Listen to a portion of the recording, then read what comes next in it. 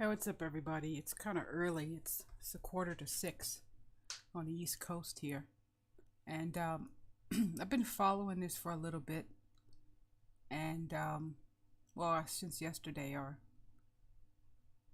day before, I don't know. But anyway, it's about Steam, a privacy update that Steam recently rolled out, and it's probably one of the most controversial. But let me tell you what's going on here. A privacy update that hit Steam, the largest digital video gaming store and service in the world, on Tuesday hid everyone's gaming libraries by default, also knocking out the ability for third-party websites and services to track gaming trends on the service. The creator of Steam Spy, one of the most popular Steam analytics tools, took to Twitter on Tuesday night to note that his service will no longer be able to operate. I did read that on Twitter. That was kind of surprising. Um, I didn't think it would completely ruin the service, but I mean, yep, it actually does. I don't really see what Steam's API is good for now, to be honest with you.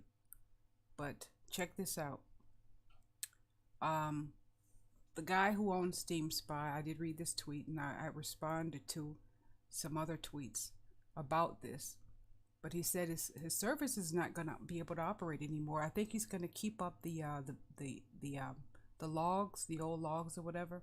He's gonna keep that running still up. It's not gonna do anybody any good like 6 months or a year from now.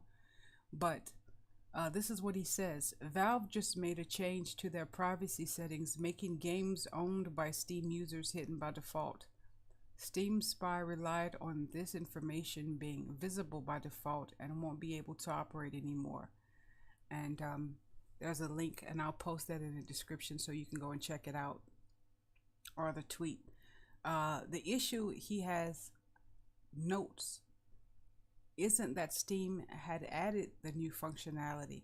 It's that the service sets all users' libraries of games and gameplay statistics private by default. Steam creator Valve did not immediately respond to a request for comment. Today's update to Steam is designed to expand the profile privacy settings page for Steam, giving you more control over the privacy of your Steam account, with more detailed descriptions of what profile information is included in each category. You will be able to manage how you are viewed by your friends or the wider Steam community, a blog post on Steam reads. The new settings allow users to select who can view their profile's game details, which includes the list of games the person has purchased or wish listed, along with achievements and playtime. Wow, this is a lot. I didn't realize it was also the achievements and playtimes and the wish list. So I'm just reading this for the first time. This setting also controls whether a player is seen as in-game and the title of the game they are playing. Players will also now have the option to keep their total game playtime private. Valve is also looking into a new invisible mode in addition to the already existing online away and offline presence options. Invisible will allow a user to appear as offline but still be able to view friends, lists, and send and receive messages. I think that's a good deal. I mean, I like that one. The new features, according to Valve, come directly from user feedback. And some people were questioning, did users really want this, or is Valve doing this on their own? It's unclear what spurred the decision to make everyone's gaming libraries hidden by default instead of requiring a user to select that option. But I did tweet to somebody this afternoon, or this evening, I should say, or last evening. I don't know. I didn't sleep last night, but I did tweet to somebody because they were commenting about this new update for Steam, and I was like wondering.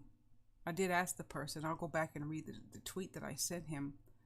I'm wondering if they're making these decisions based upon the controversy and the things that Facebook Zuckerberg right now has to deal with all the questioning he has to deal with right now from the laws in this country about user privacy. And I wonder if Steam is making it to where they don't have to, you know, they don't have to deal with that in the future. If they're making it harder to mine, large scale mining to happen on their platform, and that's why they're making all these changes to the API and setting it up by default this way. It makes it a little bit harder to mine user data. And is it based upon the controversy that's going on right now with Facebook? I think it is. I think that's why they're making these changes. I think that started when this first came to light with Facebook. I think that's what's behind it. They say it's user feedback, but I don't think it is. I don't think it's user feedback. They would have taken this long for some changes like that. And this is simple changes for Steam. This doesn't take years to roll out. I don't think users were crying about this recently. At least I've never heard users say, I want this, or I wish they had this. No. Most of the time when the users want something, it's usually they have more control over how their profile looks, but not the data. Basically having more control over the design of their page, maybe. Just like YouTubers want more control over the design of their YouTube channel. But yeah, I think it has a lot to do with